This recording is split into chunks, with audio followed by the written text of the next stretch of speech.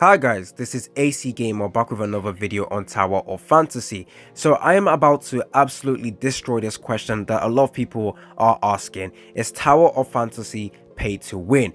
Let me quickly just give you guys what the definition of pay to win means, because I don't think many people actually knows what that means, which is, I've actually just searched this up so you guys can search this up yourself. The practice of buying in-game items that gives a player a very big advantage over others. Now, if you guys actually listen to what I just said, it technically means that every single gacha game is pay to win, which is true. You guys, if you spend in a game and gacha games, you will have an advantage over someone who hasn't spent. That is just logic, simple logic. However, the main question you guys should be asking isn't whether Tower of Fantasy is pay to win, is whether Tower of Fantasy is free to play friendly, which the answer would be yes. Right now, with the amount of pre-registration rewards being given out, you can even get yourself your own selected SSR character that you guys want. That is absolutely amazing. So if you guys want to know another reason why a lot of people say Tower of Fantasy is pay to win, is because they have PvP. Another quick answer to that: every single gacha game with PvP has pay to win aspects, no matter what. Every single game with PvP will always have a pay to win aspect. You can't keep dreaming in your little world thinking it isn't. However, Tower of Fantasy has tried and found a way. I think tried actually is a better word to describe it. Tower of Fantasy have tried to find a way to help mitigate the advantage players would have in PvP if they spent, So for example, if you have the selected weapon, once you enter the PvP system, that weapon is absolutely maxed out. That is the same for your opponents as well, so you guys are on equal standing. However, obviously, if there's a better weapon in the game, and let's say a pay to play player spent a lot of money to get that character, get that weapon slash character, and they enter PvP against another opponent who does not have that best weapon, quote unquote, in the game, and they lose, technically you could say the player had an advantage because the player had that weapon.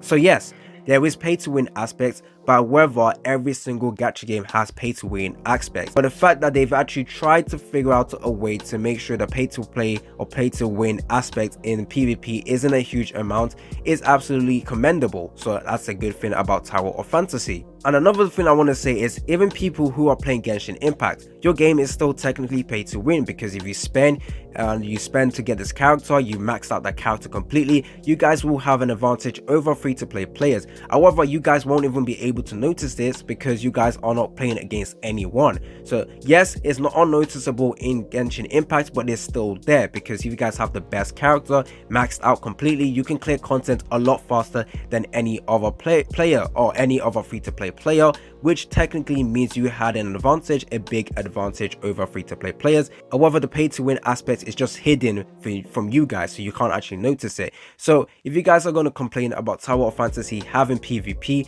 then complain about every other gacha games with PvP. You can't keep complaining about that. I think the only two good gacha games with without PvP is Genshin Impact. Well, I say good, but I don't actually like the gacha rates in Genshin Impact. But I will still say Genshin Impact is still a free to play friendly game, or free to play game, as well as Arc Knights as well without PvP. Those two games are very like standalone, one of the best free to play games.